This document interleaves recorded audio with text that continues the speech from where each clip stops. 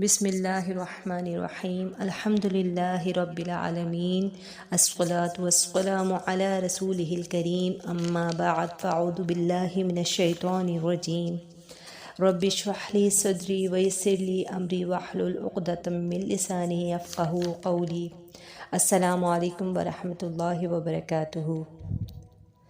آج جو حدیث ہم پڑھنے جا رہے ہیں وہ سنن ابو داؤد کی ایک طویل حدیث کا ابتدائی حصہ ہے۔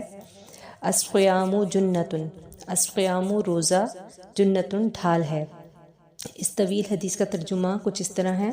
نبی اکرم صلی اللہ علیہ وسلم نے فرمایا کہ روزہ ڈھال ہے، جب تم میں سے کوئی روزے سے ہو تو فحش باتیں نہ کرے، نہ نادانی کرے۔ اگر کوئی آدمی اس سے جھگڑا کرے یا گالی گلوچ کرے تو اس سے یہ کہہ دے کہ میں روزے سے ہوں۔ روزہ یہاں پہ ڈھال کے معنی میں استعمال ہوا ہے، یعنی کہ ڈھال ہے۔ اب ڈھال کیا چیز ہے؟ ڈھال وہ ہتھیار ہوتا ہے کہ جس کے ذریعے سے انسان جنگ میں اپنے دشمنوں سے اور ان کے حملوں سے محفوظ رہتا ہے۔ اسی طرح روزے کو یہاں پہ ڈھال کہا گیا ہے، کیونکہ روزہ شیطان کے وسواس سے، گناہوں کے ہونے سے اور غلطیوں کے سرزد ہونے سے ڈھال کا کام کرتا ہے۔ اور جب انسان گناہوں سے بچتا ہے اور روزہ چونکہ ایک ڈھال ہے اور وہ گناہوں سے انسان کو بچاتا ہے تو انسان دوزخ کی آگ سے بھی بچ جاتا ہے۔ تو روزہ انسان کے لیے دوزخ کی آگ سے بھی ایک ڈھال بن جاتا ہے۔ اور روزہ اسی وقت ڈھال بن سکتا ہے جب کہ ہم حدیث میں موجود جو شرائط ہیں انہیں پورا کریں۔ نمبر 1، فحش اور لغو باتوں سے محفوظ رہیں۔ نمبر 2، نادانی اور بے وقوفی کے وہ فضول کام کہ جو وقت کا ضیاع اور انسان کی زندگی کا ضیاع ہوتے ہیں، ان سے ہم محفوظ رہیں۔ اور نمبر 3، غصے میں آ کر یا غصے کے جتنے بھی جذبات یا نیگیٹو جذبات ہیں ان میں آ کر کے ہم بد اخلاقی کا مظاہرہ کرنے سے محفوظ رکھ سکیں اپنے آپ کو۔ تو یہ حدیث بھی ہے کہ مسلمان پہ چند حقوق ہیں۔ تو ایک مسلمان کا دوسرے مسلمان پہ یہ حق ہے کہ مسلمان کے ہاتھ سے اور زبان سے دوسرا مسلمان محفوظ رہ سکے۔ تو لہٰذا روزے میں حقوق و فرائض کی تکمیل اور اللہ تبارک و تعالیٰ اور نبی کریم صلی اللہ علیہ وسلم کی جو سنت ہے اس کی تکمیل انتہائی ضروری ہے۔ جیسے اخلاق حسنہ کو اپناتے ہوئے غیبت سے ہم دور رہیں، یعنی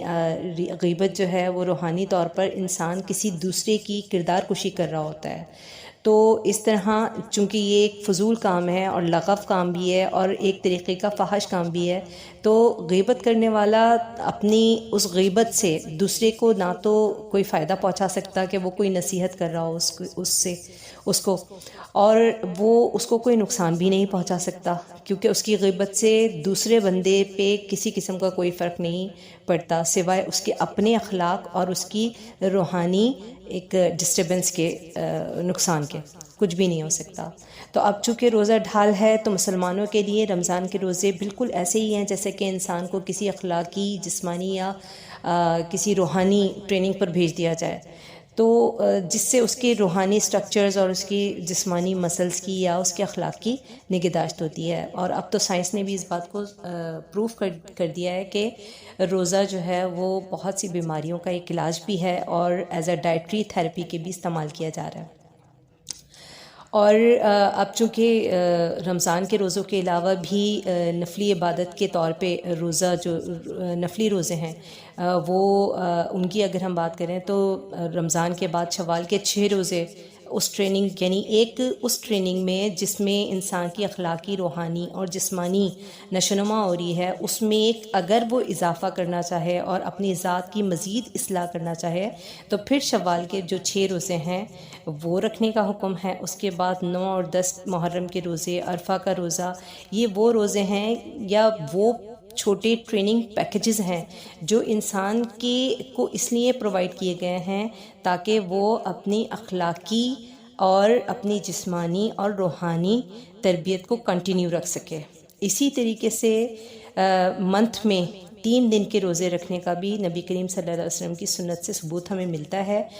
یہ بخاری کی حدیث ہے کہ ہر مہینے میں 3 روزے رکھ لینا زمانے بھر کے روزے رکھنے کے برابر ہے، یعنی ہر مہینے 13 تاریخ، 14 تاریخ اور 15 تاریخ کا جو روزہ ہے اس کی حکمت یہ ہے کہ چاند کی تکمیل کی یہ 3 دن ہیں، اور ان 3 دنوں میں گریویٹیشنل فورس بہت زیادہ بڑھ جاتی ہے، اور اسی وجہ سے سمندر میں بھی طغیانی آتی ہے۔ تو ایک ریسرچ میں نے پڑھا تھا کہ یہ 3 دن ایسے ہیں کہ جس کے اندر انسان کے جو ہارمونل کیمیکلز ہیں اس میں کچھ ہیجان سا برپا ہوتا ہے، اور انسان